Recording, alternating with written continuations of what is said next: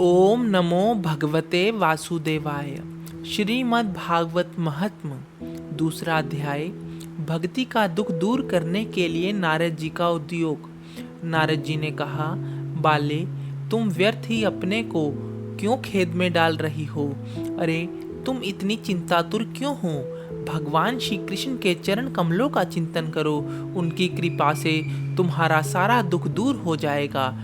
जिन्होंने कौरवों के अत्याचार से द्रौपदी की रक्षा की थी और गोप सुंदरियों को सनाथ किया था, वे श्री कृष्ण कहीं चले ही थोड़ी गए हैं। फिर तुम तो भक्ति हो और सदा उन्हें प्राणों से भी प्यारी हो। तुम्हारे बुलाने पर तो भगवान नीचों के घरों में भी चले जाते हैं। सत्य, त्रेता और द्वापर, इन तीन युगों में ज्ञान और वैराग्य मुक्ति के साधन थे, किंतु कलयुग में तो केवल भक्ति ही भ्रम सायुज्य मोक्ष की प्राप्ति कराने वाली है। यह सोचकर ही परमानंद चिन्ह मूर्ति ज्ञान स्वरूप श्री हरि ने अपना सर्वस्व रूप से तुम्हें रचा है। तुम साक्षात श्री कृष्णचंद्र की प्रिया और परम सुंदरी हो। एक बार जब तुमने हाथ जोड़कर पूछा था कि मैं क्या करूं, तब भगवान ने तुम्हें ही आज्ञा दी थी कि मेरे भक्तों का पोषण करो। तुमने भगवान की वह आज्ञा स्वीकार कर ली।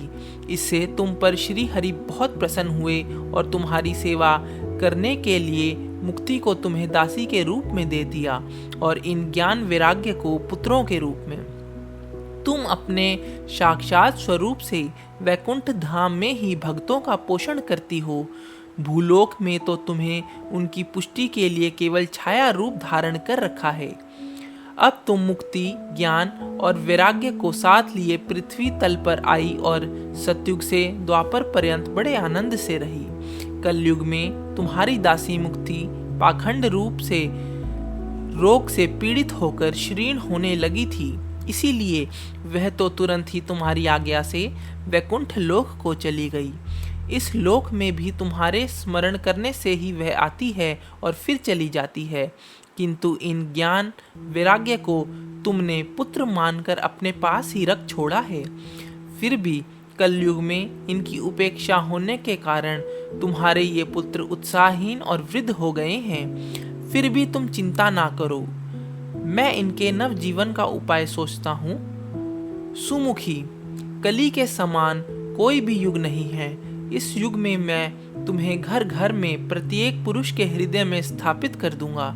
देखो, अन्य सभी धर्मों को दबाकर और भक्ति विषयक महोत्सवों को आगे रखकर यदि मैंने लोक में तुम्हारा प्रचार ना किया तो मैं श्री हरि का दास नहीं। इस कलयुग में जो जीव तुमसे युक्त होंगे, वे पापी होने पर भी बेखट के भगवान श्री कृष्ण के अभय धाम को प्राप्त होंगे। जिनके हृदय में निरंतर प्रेम रूपिणी भक्ति निवास करती है, वे शुद्धांतकरण पुरुष स्वप्न में भी यमराज को नहीं देखते। जिनके हृदय में भक्ति महारानी का निवास है, उन्हें प्रेत, पिशाच, राक्षस या दैत्य आदि स्पर्श करने में भी समर्थ नहीं हो सकते। भगवान तप, वेदाध्ययन, ज्ञान और कर्म आदि किसी भी साधन से वश में नहीं किए जा सकते। वे केवल भक्ति से ही वशीभूत होते हैं। इसमें गोपी जन प्रमाण है। मनुष्य का सहस्त्र जन्म के पुण्य प्रताप से भक्ति में अनुराग होता है। कलयुग में केवल भक्ति ही सार है। भक्ति से तो साक्षात श्री कृष्णचंद्र सामने उपस्थित हो जाते हैं। जो लोग भक्ति से द्रोह करते हैं, वे तीनों लोकों में दुख ही दुख पाते हैं। पूर्व काल में भक्ति का तिरस्कार करने वाले दुर्वासा ऋषि को बड़ा कष्ट उठाना पड़ा था। बस व्रत, तीर्थ, योग, यज्ञ और ज्ञान चर्चा आदि बहुत से साधनों की कोई आवश्यकता नहीं है। एकमात्र भक्ति ही मुक्ति देने वाली है। सूत जी कहते हैं, इस प्रकार नारद जी के निर्णय किए हुए अपने महात्म्य को सुनकर भक्ति के सारे अंग पुष्ट हो गए और वे उनसे कहने लगी। भक्ति ने कहा, नारद जी, आप धन्य हैं। आपकी मुझ पे निश्चल प्रीति है। मैं सदा आपके हृदय में रहूंगी, कभी आपको छोड़कर नहीं जाऊंगी। साधो, आप बड़े कृपालु हैं। आपने क्षण भर में ही मेरा सारा दुख दूर कर दिया, किंतु अभी मेरे पुत्रों में चेतना नहीं आई है। आप इन्हें शीघ्र ही सचेत कर दीजिए, जगा दीजिए। सूत जी कहते हैं, भक्ति के ये वचन सुनकर नारद जी को बड़ी करुणा आई और वे उन्हें हाथ से हिला डुला कर जगाने लगे। फिर उनके कान के पास मुंह लगाकर जोर से कहा, ओ ज्ञान, जल्दी जाग पड़ो। ओ वैराग्य, जल्दी जाग पड़ो। फिर उन्होंने वेद ध्वनि, वेदांत घोष और बार बार गीता पाठ करके उन्हें जगाया। इससे वे जैसे तैसे बहुत जोर लगाकर उठे, किंतु आलस्य के कारण वे दोनों जभाई लेते रहे, नेत्र उघाड़ कर देख भी ना सके। उनके बाल बगुले की तरह सफेद हो गए थे। उनके अंग प्रायः सूखे काठ के समान निस्तेज और कठोर हो गए थे। इस प्रकार भूख प्यास के मारे अत्यंत दुर्बल होने के कारण उन्हें फिर सोते देख नारद जी को बड़ी चिंता हुई और वे सोचने लगे, अब मुझे क्या करना चाहिए। इनकी यह नींद और इससे भी बढ़कर इनकी वृद्ध अवस्था कैसे दूर हो। शौनक जी इस प्रकार चिंता करते करते वे भगवान का स्मरण करने लगे। उसी समय यह आकाशवाणी हुई कि मुने, खेद मत करो, तुम्हारा यह उद्योग निसंदेह सफल होगा। देव ऋषि, इसके लिए तुम एक सत्कर्म करो, वह कर्म तुम्हें संत शिरोमणि महानुभाव बताएंगे। उस सत्कर्म का अनुष्ठान करते ही क्षण भर में उनकी नींद और वृद्ध अवस्था चली जाएगी तथा सर्वत्र भक्ति का प्रसार होगा। यह आकाशवाणी वहां सभी को साफ साफ सुनाई दी। इससे नारद जी को बड़ा विस्मय हुआ और वे कहने लगे, मुझे तो इसका कुछ आशय समझ नहीं आया। नारद जी बोले, इस आकाशवाणी ने भी गुप्त रूप में ही बात कही है। यह नहीं बताया कि वह कौन सा साधन किया जाए जिससे इस कार्य को सिद्ध कर सके। वे संत ना जाने कहाँ मिलेंगे और किस प्रकार उस साधन को बताएंगे। अब आकाशवाणी ने जो कुछ कहा है उसके अनुसार मुझे क्या करना चाहिए। सूत जी कहते हैं, शौनक जी, तब ज्ञान वैराग्य दोनों वहीं छोड़कर नारद मुनि वहां से चल पड़े और प्रत्येक तीर्थ में जा जाकर मार्ग में मिलने वाले मुनीश्वरों से यह साधन पूछने लगे।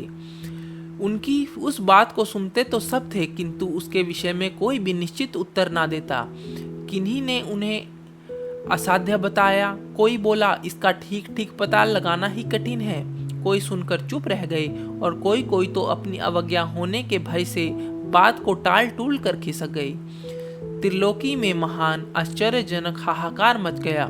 लोग आपस में कानाफूसी करने लगे। भाई, जब वेद ध्वनि, वेदांत घोष और बार बार गीता पाठ सुनने पर भी भक्ति, ज्ञान और वैराग्य ये तीनों नहीं जगाए जा सके, तब इसका और कोई उपाय नहीं है।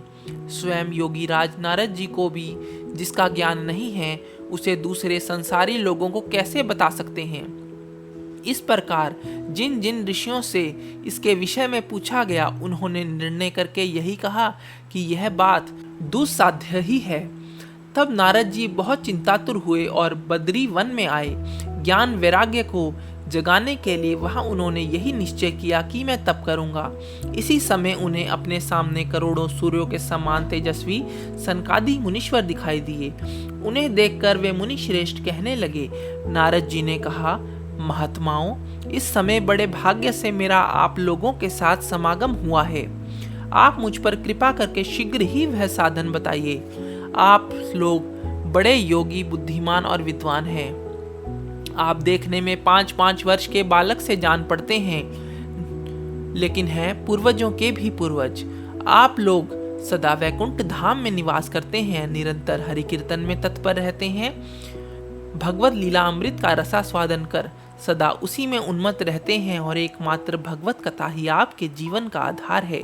हरि शरणम, भगवान ही हमारे रक्षक हैं।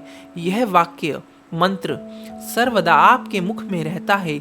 इसी से काल प्रेरित वृद्ध अवस्था भी आपको बाधा नहीं पहुंचाती।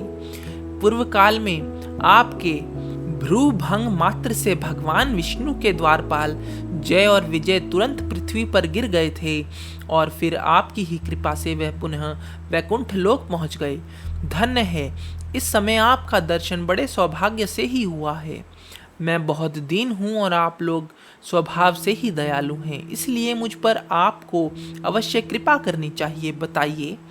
आकाशवाणी ने जिस विषय में कहा है वह कौन सा साधन है और मुझे किस प्रकार उसका अनुष्ठान करना चाहिए, आप इसका विस्तार से वर्णन कीजिए। भक्ति, ज्ञान और वैराग्य किस प्रकार सुख मिल सकता है और किस तरह इनकी प्रेम पूर्वक सब वर्णों में प्रतिष्ठा की जा सकती है। सनकादि ने कहा, देव ऋषि, आप चिंता ना करें, मन में प्रसन्न हो। उनके उद्धार का एक सरल उपाय पहले से ही विद्यमान है।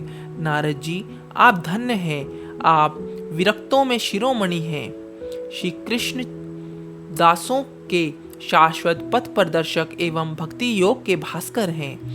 आप भक्ति के लिए जो उद्योग कर रहे हैं, यह आपके लिए कोई आश्चर्य की बात नहीं समझनी चाहिए।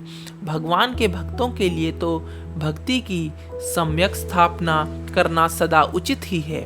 ऋषियों ने संसार में अनेकों मार्ग प्रकट किए हैं, किंतु वे सभी कष्ट साध्य हैं और परिणाम में प्रायः स्वर्ग की ही प्राप्ति करवाने वाले हैं। अभी तक भगवान की प्राप्ति करवाने वाला मार्ग तो गुप्त ही रहा है। उसका उपदेश करने वाले पुरुष प्रायः भाग्य से ही मिलता है। आपको आकाशवाणी ने जिस सत्कर्म में संकेत किया है, हमें उसे बतलाते हैं। आप प्रसन्न और समाहित चित्त होकर सुनिए। नारद जी, द्रव्य यज्ञ, तपोयज्ञ, योग यज्ञ और स्वाध्याय रूप ज्ञान यज्ञ, ये सब तो स्वर्ग आदि की प्राप्ति करवाने वाले कर्मों की ओर संकेत करते हैं। पंडितों ने ज्ञान यज्ञ को ही सत्कर्म का सूचक माना है। वह श्रीमद् भागवत का पारायण है, जिसका गान शुक आदि महानुभावों ने किया है। उसके शब्द सुनने से ही भक्ति, ज्ञान और वैराग्य को बड़ा बल मिलेगा। इससे ज्ञान वैराग्य का कष्ट मिट जाएगा और भक्ति को आनंद मिलेगा। सिंह की गर्जना सुनकर जैसे भेड़िया भाग जाता है, उस प्रकार श्रीमद् भागवत की ध्वनि कलयुग के सारे दोष नष्ट हो जाएंगे। तब प्रेम से प्रवाहित करने वाली भक्ति ज्ञान और वैराग्य के साथ लेकर प्रत्येक घर और व्यक्ति के हृदय में क्रीड़ा करेगी। नारद जी ने कहा, मैंने वेद वेदांत की ध्वनि और गीता पाठ करके उन्हें बहुत जगाया, किंतु फिर भी भक्ति, ज्ञान और वैराग्य ये तीनों नहीं जगे। ऐसी स्थिति में श्रीमद् भागवत सुनने से वे कैसे जगेंगे? क्योंकि उस कथा के प्रत्येक श्लोक और प्रत्येक पद में भी वेदों का ही तो सारांश है। आप लोग शरणागत वत्सल हैं तथा आपका दर्शन कभी व्यर्थ नहीं होता, इसलिए मेरा यह संदेह दूर कीजिए, इस कार्य में विलंब ना कीजिए। सनकादि ने कहा, श्रीमद् भागवत की कथा वेद और उपनिषदों के सार से बनी है, इसलिए उनके अलग उनकी फलस्वरूप होने का कारण वह बड़ी उत्तम जान पड़ती है। जिस प्रकार रस वृक्ष की जड़ों से लेकर शाखा गर्भ पर्यंत रहता है, किंतु उस स्थिति में उसका आस्वादन नहीं किया जा सकता, वही जब अलग होकर फल के रूप में आ जाता है, तब संसार के सभी को प्रिय लगने लगता है। दूध में घी रहता है, किंतु उस समय उसका अलग स्वाद नहीं मिलता, वही जब उससे अलग हो जाता है, तब देवताओं के लिए भी स्वादवर्धक हो जाता है। खांड ईख के और छोर और बीच में व्याप्त रहती है, तथापि अलग होने पर उसकी कुछ और ही मिठास होती है। ऐसे ही यह भागवत की कथा है। यह भागवत पुराण वेदों के समान है। श्री व्यास देव ने इसे भक्ति, ज्ञान और वैराग्य की स्थापना के लिए प्रकाशित किया है। पूर्व काल में जिस समय वेद वेदांत के पारगामी और गीता का भी रचना करने वाले भगवान व्यास देव खिन्न होकर अज्ञान समुद्र में गोते खा रहे थे, उस समय आपने ही उन्हें 4 श्लोकों में इसका उपदेश किया था। उसे सुनते ही उनकी सारी चिंता दूर हो गई थी। फिर इससे आपको आश्चर्य क्यों हो रहा है? जो आप हमसे प्रश्न कर रहे हैं, आपको उसे शोक और दुख का विनाश करने वाली श्रीमद् भागवत महापुराण ही सुनानी चाहिए। नारद जी ने कहा, महानुभावों, आपका दर्शन जीव के संपूर्ण पापों को तत्काल नष्ट कर देता है और जो संसार दुख रूप दावानल से तपे हुए हैं, उन पर शीघ्र ही शांति की वर्षा करता है। आप निरंतर शेष जी के सहस्त्र मुखों से गाए हुए भगवत कथा अमृत का ही पान करते रहते हैं। मैं प्रेम लक्षणा भक्ति का प्रकाश करने के उद्देश्य से ही आपकी शरण लेता हूँ। जब अनेकों जन्मों के संचित पुण्य पुंज का उदय होने से मनुष्यों को सत्संग मिलता है, तब वह उनके अज्ञान जनित मोह और मद रूप अहंकार का नाश करने के विवेक उदय होता है। राधे राधे मित्रों, आप सबको ये कथा कैसी लगी कृपया कर कमेंट बॉक्स में बताइए। चैनल को सब्सक्राइब कीजिए, वीडियो को लाइक कीजिए और ज़्यादा से ज़्यादा शेयर कीजिए, ताकि इसी तरह की अच्छी और प्यारी प्यारी वीडियोस आगे भी आती रहें। हरि बोल।